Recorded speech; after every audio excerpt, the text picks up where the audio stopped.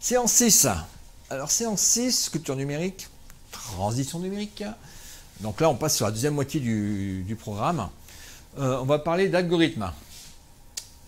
Alors pas seulement d'un point de vue informatique, la définition informatique de l'algorithme, mais surtout sur les usages, les impacts que ça a sur votre vie, sur notre quotidien, sur la façon dont on utilise ces outils-là, la façon dont ils nous guident vers des solutions, ils nous aident ou nous induisent en erreur, ou enfin des choses comme ça. Et il faut savoir que ces algorithmes ont un impact de plus en plus lourd parce que vous les utilisez plusieurs fois par jour pour certains.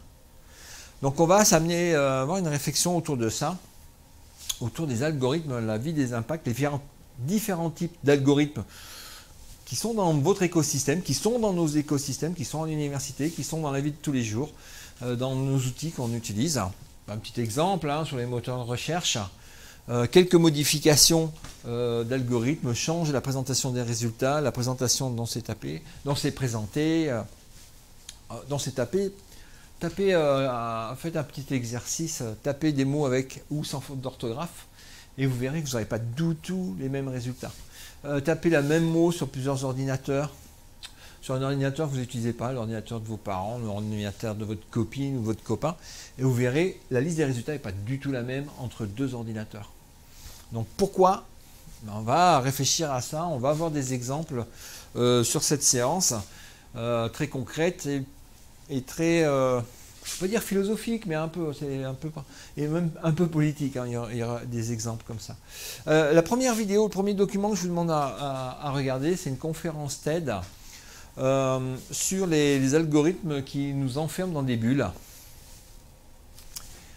Justement, je parlais des mots à taper sur Google. En fait, les réponses, c'est celles que Google pense qu'on attend. Et donc, il y a un algorithme par rapport à ça. Et au fur et à mesure, ça nous enferme dans des îlots de pensée, dans des îlots de réponses, dans des îlots... Mais pareil sur les réseaux sociaux, de plus en plus, vous éliminez les gens qui vous cassent les pieds, qui ne sont pas d'accord avec vous, vous restez qu'entre vous. Donc on a ces processus-là, avec ces algorithmes-là et ces usages, qui font que, c'est ce qu'il observe, qui décortique un petit peu, on s'enferme dans des îlots alors qu'Internet devrait être quelque chose d'ouvert. Mais c'est tellement immense que ce n'est pas évident non plus. Donc comment on gère tout ça? Donc c'est très intéressant, moi je trouve cette conférence, cette vision des choses et ces explications. Ensuite, on va retrouver Dominique Cardon qu'on avait vu au niveau de l'identité numérique. Rappelez-vous, séance 2 ou 3, 2 et 3, qu'on avait vu sur une soirée de réflexion à l'ABU.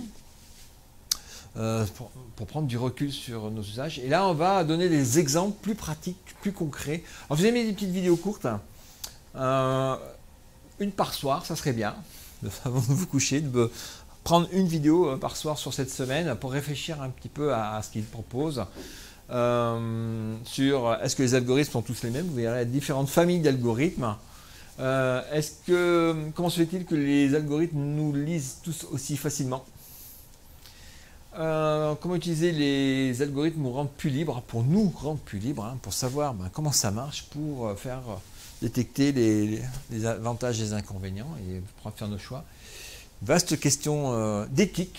Les algorithmes sont-ils immoraux, surtout avec ce qui s'est passé avec Facebook et Cambridge Analytica, un truc comme ça, pendant les élections de Trump. Donc ça a des forts impacts sur la vie de nos sociétés, donc la façon dont sont montés ces algorithmes. Donc c'est intéressant de se poser et de réfléchir un peu sur ces outils-là.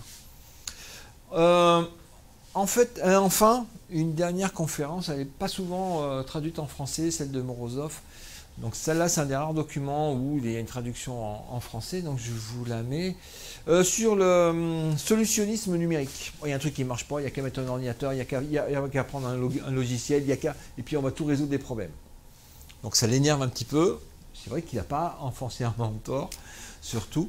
Donc c'est des algorithmes aussi, mais pas que. Tout ne peut pas être résolu par le numérique. Et je vais vous remettre une petite couche de Dominique Cardon. J'avais déjà parlé de ce livre. C'est fort à propos puisque c'est autour de ce qui est présenté dans ce livre-là, disponible à la BU, que se déroule cette séance sur les algorithmes. Donc si vous voulez aller beaucoup plus loin, beaucoup plus loin sur les algorithmes, je vous invite d'aller à la BU, de potasser ça. C'est pas très épais, mais bon, c'est un peu ardu, de potasser un peu ce petit bouquin de Dominique Cardon.